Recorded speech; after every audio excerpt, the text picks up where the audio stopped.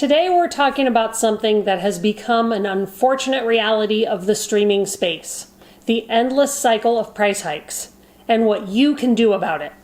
The reality is that these price hikes will keep coming until consumers push back in the only way that matters, by canceling their subscriptions. The harsh truth is that as long as we keep paying, streaming companies will keep raising prices. And if history is any indicator, they won't stop until they hit the ceiling, until they find out exactly how much we're willing to tolerate. The latest earnings reports from major services like Peacock, Apple TV+, Disney, Spotify, and Netflix make it clear. Even when price hikes lead to initial drops in subscribers, those numbers recover quickly. So why is that? And more importantly, what can you do about it? Let's dive in. We've been watching this play out for years. Streaming started as the cheaper alternative to cable, but with every passing year, we see more price increases. Data from Parrot Analytics shows that Peacock, Apple TV+, Disney+, Spotify, and Netflix have all raised prices, and none of them suffered long-term losses. When Apple TV Plus raised its price from $7 to $10 a month in October of 2023, its churn rate, or the amount of subscribers canceling their plans, spiked to 10.2%. Since then, however, it has steadily fallen. As of the end of the third quarter of 2024, its churn rate was 6.7%, essentially right back where it was before its price hike. Overall, the price hike increased both subscriber revenue and total subscribers, a win-win for Apple. In fact, global subscriber revenue jumped just over 50%, and its subscriber base grew 10% from Q4 of 2023 to Q4 of 2024. The same is true for Peacock. Since it increased its plan prices by $2 per month in July of 2024, it has grown subscriber revenue by nearly 50% compared to the previous quarter. And while its churn rate is up from 5.5% in Q1 2024 to 7.5% in Q3 2024, it's not hurting the streamer. Yeah, a look at Peacock's latest earnings report shows that it has continued to narrow its losses, and total subscribers remained flat in Q4 of 2024.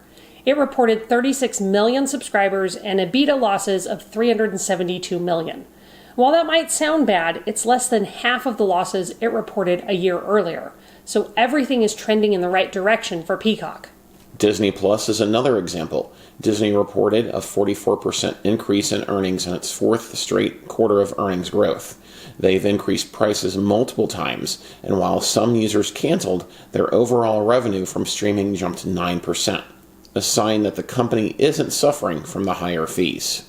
Spotify also raised prices, and not only did they recover from the initial subscriber dip, they actually grew their paying user base by 11%. And announced its first annual operating profit in 2024. In fact, when you look across 12 streaming service price hikes, net subscriber additions remained positive, both in the month of the price increase and during the 3 months afterwards. While there was an initial uptick in cancellations during the month of the price hike, overall subscriber growth continued. And that indicates one thing. Price increases did not lead to long-term declines in subscriber numbers. Or, in other words, price hikes are not causing large numbers of people to cancel their streaming subscriptions. Yeah, and while we would argue that some of these numbers don't tell the whole story, they can't be denied. For instance, Apple has been continuously and purposely adding unique and acclaimed original content to the Apple TV Plus platform. That content is driving viewership. Peacock's original reality content, especially The Traitors and Bravo's Below Deck Mediterranean, are driving viewership for the platform. So while price hikes have come, users still feel they're getting value for the content they receive. Yes, but there's another reason why subscriber numbers remain strong at streaming services across the board despite continued price hikes. It's because most people don't cancel. They might get mad, they might complain, but ultimately they keep paying. It's a simple matter of forgetfulness and convenience. Streaming subscriptions are easy to sign up for and even easier to forget about. They're set to auto-renew, so unless you actively go in and cancel, you're going to keep paying month after month, even if you barely use the service. And that's the troubling truth about streaming. Price hikes will continue. at least in part because too many people have a set it and forget it mindset when it comes to streaming.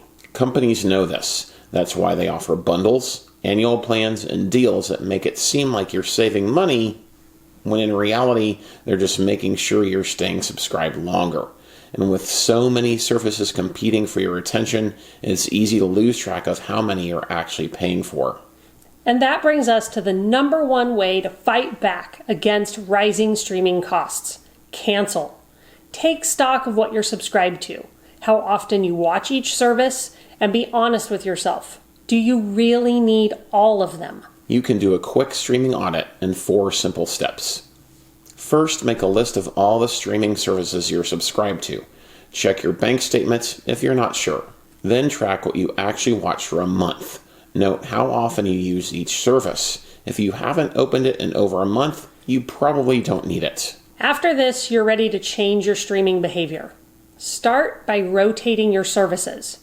For example, if there's a show you want to watch on Disney Plus, but nothing else interests you, subscribe for a month, binge it, then cancel until there's something else you want to see. Finally, and most importantly, cancel everything you don't need.